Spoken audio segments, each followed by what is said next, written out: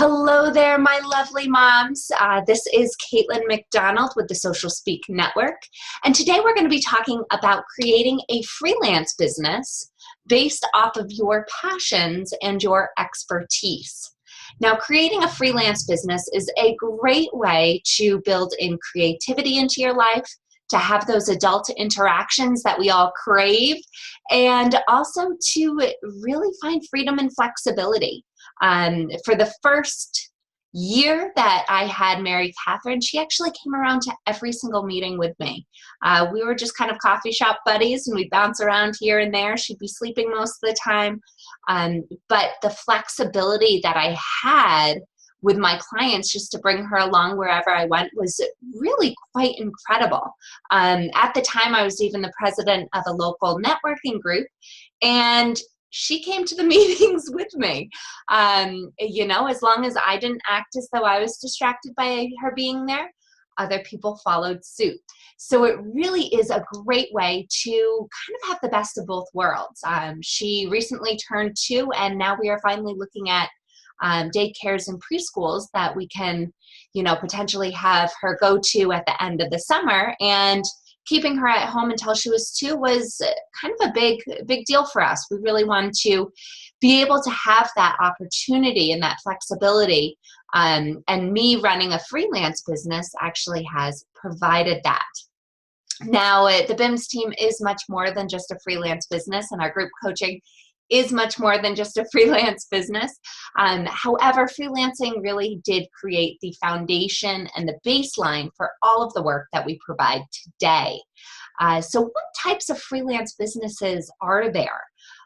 You can be a freelancer graphic designer or website developer. You can be a freelance copywriter. You can be a freelance social media marketer. There are a lot of different freelancers out there, and you might hear some freelancers referring to themselves more as consultants rather than just freelancers. The big difference there in my mind is who's doing the work. We are consulting for a lot of our clients where we are teaching them how to do the work themselves, but we have other clients where it's kind of a mash between us doing the work and them actually implementing it. And so it's can be kind of a blurred line, whether you call yourself a consultant or a freelancer, but you can go into a lot of different industries. And how you pick where to go with your freelance business is think about the areas of expertise or focus that you had kind of in a previous career or in your own passions and interests currently. So we have, a lot of clients who need help with social media, and this is something that we are incredibly good at.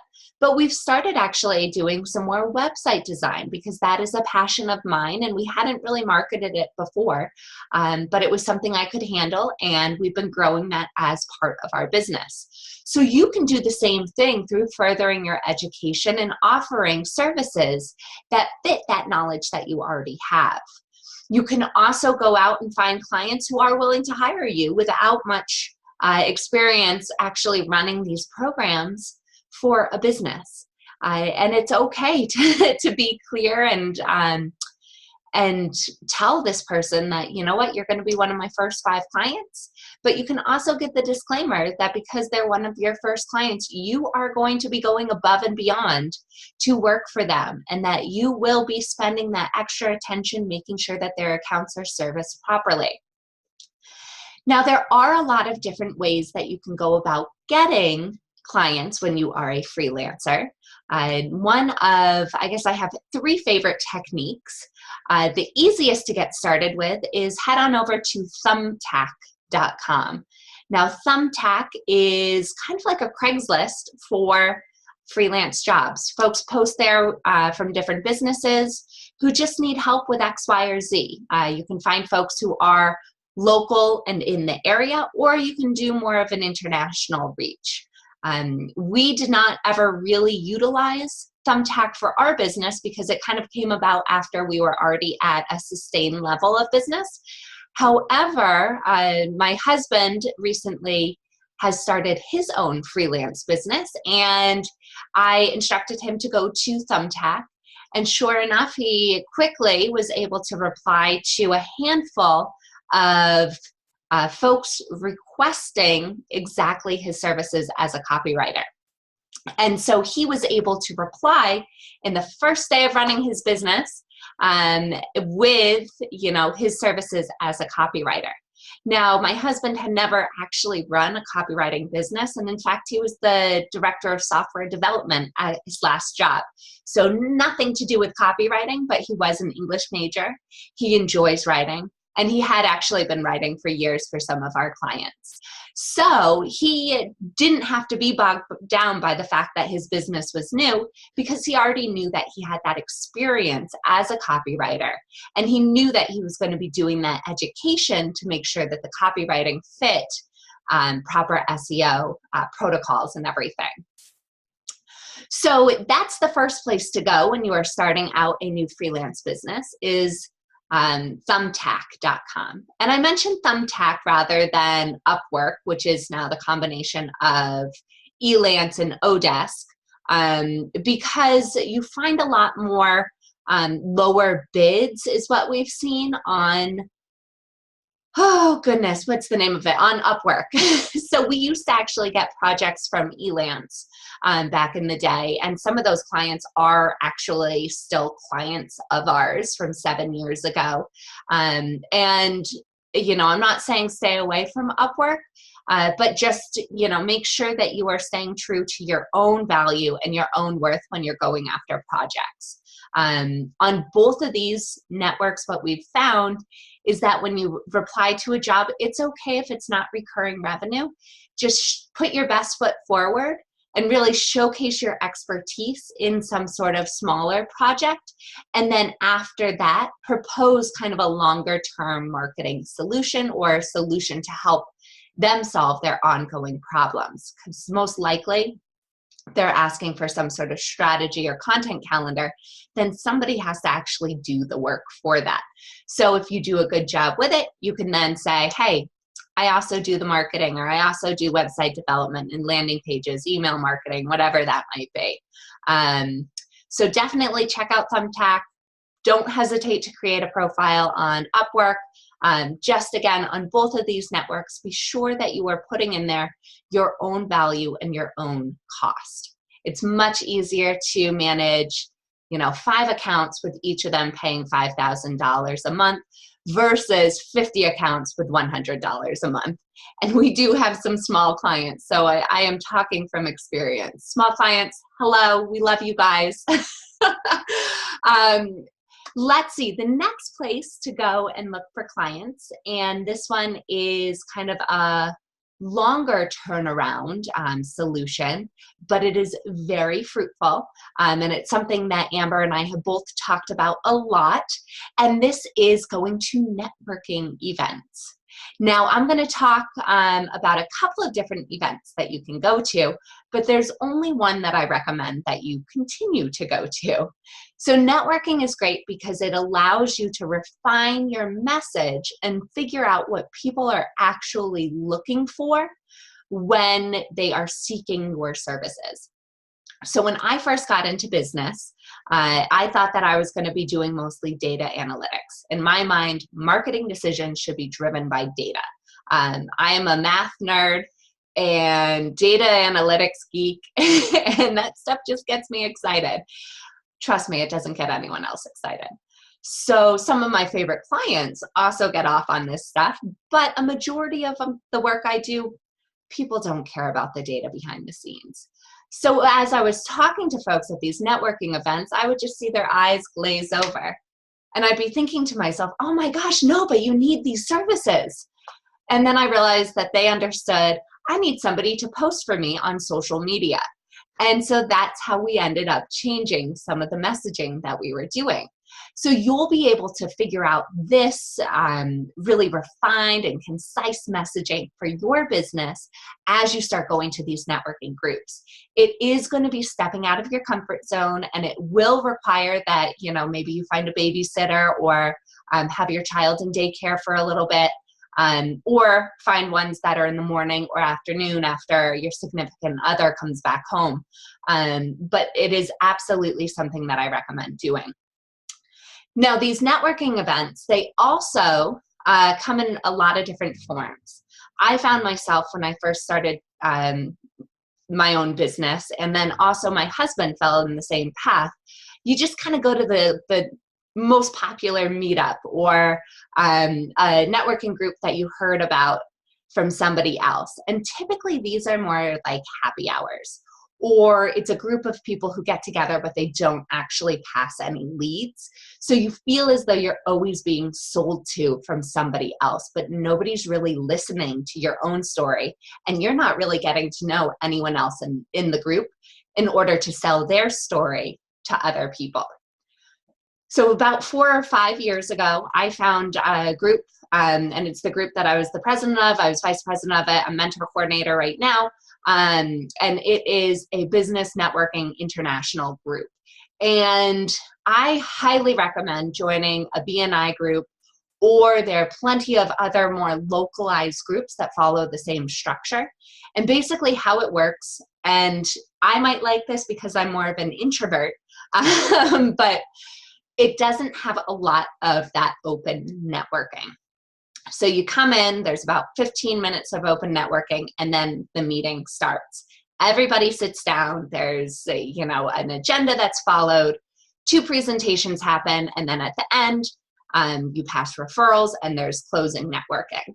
You can stay as long as you want, or sometimes I just book it, which probably isn't the best practice, but going to these groups every single week allows me to also create coffee dates with all of the members. And so these one-to-ones is where I find that I get the most value out of the group, because I'm able to establish those actual relationships with the folks who are promoting my business, and I'm referring them to my friends and family as well. Now, the one-to-one coffee dates, that's where MK came for the first year. It got to the point where, once she could walk at around 11 months, stopped bringing her as much unless I knew that it was another parent that was going to be at the group, just because it got a little difficult to have a meaningful conversation while chasing after her in a coffee shop. But since then, we have had, play dates where me and other parents have gotten together with our kids, and we've had the one-to-one over a play date rather than in a traditional coffee shop setting. So there are a lot of ways that you can create these business relationships, and I prefer the business relationships that are more personal rather than professional. So the groups that I do not like, as I mentioned, they either don't have any structure whatsoever. So you walk in, it feels kind of all over the place. Or if there's just kind of a small group of really tough sales guys in there who feel like you're just steam plowed by. I try and always stay away from both of these types of groups. Though at the beginning, I absolutely went to all of them. So do not do what I did, and be very selective about the groups that you choose.